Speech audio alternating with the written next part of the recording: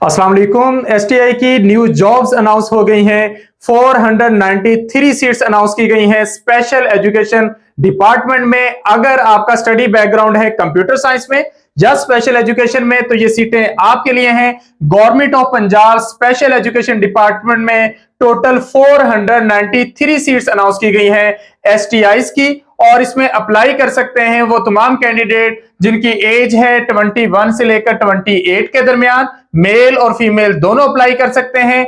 2 साल के लिए ये अपॉइंटमेंट होगी, लेकिन 9 मंथ्स की ये ड्यूरेशन होगी पर एनम के अकॉर्डिंग। और सैलरी भी अच्छी है। 16 स्केल के लिए 40,000, 17 स्केल के लिए 45,000। 27 अप्रैल है अप्लाई करने की लास्ट डेट, और अप्लाई करने का प्रोसीजर भी बहुत सिंपल सा है कि आपके डिस्ट्रिक्ट में अगर सीटें हैं, आप ऐड के अंदर देख सकते हैं कि अगर आपके डिस्ट्रिक्ट में इसकी सीटें हैं तो आपने क्या करना है, एक अपडेटेड सीवी बनानी है, साथ अपना सीएनआईसी, तमाम एकेडमिक डिग्रीज की कॉपीज और एक्सपीरियंस सर्टिफिकेट की कॉपीज ये आपने ले जाके सबमिट करवा देनी है रेलेवेंट स्कूल में बाय हैंड या थ्रू पोस्ट। और आपका जो इंटरव्यू होगा वो 30 अप्रैल से स्टार्ट होंगे। 27 अप्रैल तक आप लोगों ने ये अपनी एप्लीकेशंस लाजमी तौर पर जमा करवा देनी है। कोशिश करनी है कि 27 अप्रैल से पहले पहले जमा करवा दें। डिटेल में प्रोसीजर को हम देखते हैं। ये नोटिफिकेशन आया है प्रॉपरली स्पेशल एजुकेशन डिपार्टमेंट की तरफ से, जिसमें एक प्रॉपर हायरिंग कमेटी होगी। हायरिंग कमेटी में शामिल होंगे deputy commissioner, CO, DO, subject specialist और उस स्कूल का प्रिंसिपल यानी कि हेडमास्टर। वो सब मिलकर आपकी हायरिंग करेंगे। कोई रिटन टेस्ट नहीं होना, इंटरव्यू बेस्ड आपकी सिलेक्शन होनी है। एलिजिबिलिटी क्राइटेरिया अगर हम देखें तो एक इसमें सीटें हैं कंप्यूटर टीचर की 16 स्केल पर, और आपके पास क्वालिफिकेशन होनी चाहिए या तो हो बीएस इन कंप्यूटर साइंस या फिर बीएस इन आईटी या बीएस इन सॉफ्टवेयर इंजीनियरिंग या कोई भी इक्विवेलेंट डिग्री अगर आपके पास है तो फ्रेश कैंडिडेट्स भी अप्लाई कर सकते हैं, लेकिन एक्सपीरियंस वालों को डेफिनेटली प्रेफर किया जाएगा। इसके बाद एजुकेटर की 16 स्केल की सीटें हैं। ये इसके लिए आपके पास एमए या बीएस होना चाहिए स्पेशल एजुकेशन में, और इसमें भी फ्रेश और एक्सपीरियंस दोनों अप्लाई कर सकते हैं।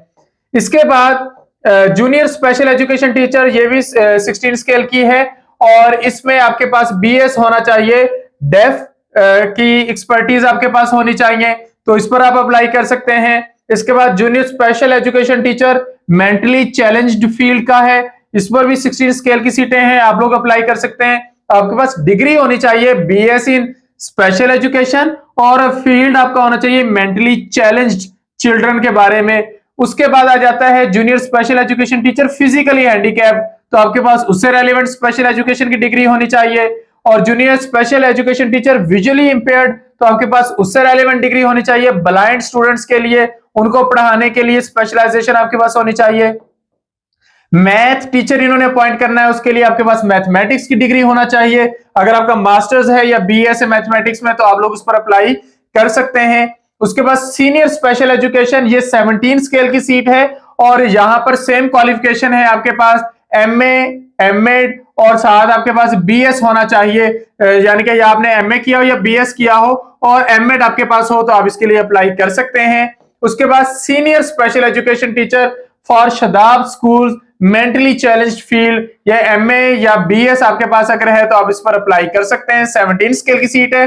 फिर senior special education for teachers for physically handicap, तो सेम आपके पास रेलेवेंट फील्ड में बीएस होना चाहिए, तो आप इस पर अप्लाई कर सकते हैं। इसके बाद senior special education teacher for visually impaired, तो इसके लिए आपके पास रेलेवेंट फील्ड में स्पेशलाइजेशन होनी चाहिए।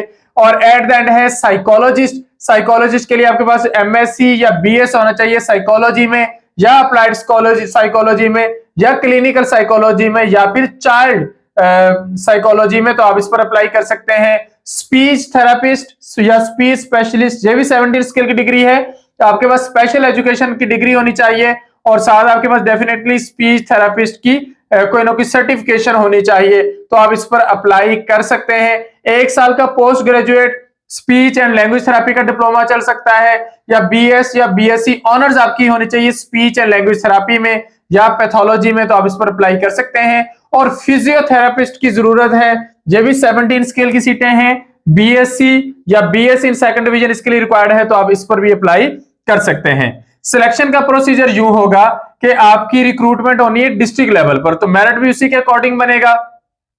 एजुकेशनल क्वालिफिकेशन, वो सारी डिटेल्स अभी हम डिस्कस करते हैं कि आप लोगों का जो मेरिट बनना है वो 100 मार्क्स में से बनना है। अगर तो आपकी सीट की मिनिमम रिक्वायरमेंट मैट्रिक है, यहां पर ऐसी कोई सीट नहीं थी, अगर मैट्रिक की रिक्वायरमेंट होती तो आपको मार्क्स इस हिसाब से मिलने हैं एकेडमिक्स में से। मैक्सिमम मार्क्स 65 हैं, ए प्लस, ए ग्रेड पर 60, बी ग्रेड पर 56, C grade pay 49, D grade pay 42 और ई ग्रेड पे 35। अगर इंटरमीडिएट मिनिमम क्वालिफिकेशन है तो उसका क्राइटेरिया थोड़ा सा डिफरेंट है। 67% मार्क्स इंटर के अकाउंट होंगे, 33 मैट्रिक अकाउंट होंगे, तो दोनों के मिला के 64 बन रहे हैं। इसके बाद अगर मिनिमम क्वालिफिकेशन बैचलर्स है, यानी कि 14 इयर्स ऑफ एजुकेशन है, तो 50% बैचलर, 33% इंटर और 17% मैट्रिक। इसी तरह अगर बीएस या मास्टर्स क्वालिफिकेशन मिनिमम है तो बीएस के 75% मार्क्स होंगे, इंटर के 17, मैट्रिक के 8। अगर बीएस की जगह एमए किया है तो मास्टर्स के 50, बैचलर के 25 और इंटरमीडिएट के 17% मार्क्स काउंट होंगे। इसी के अकॉर्डिंग आपका मेरिट बनेगा। और हायर क्वालिफिकेशन मार्क्स भी है 10, मैक्सिमम 10 मार्क्स है।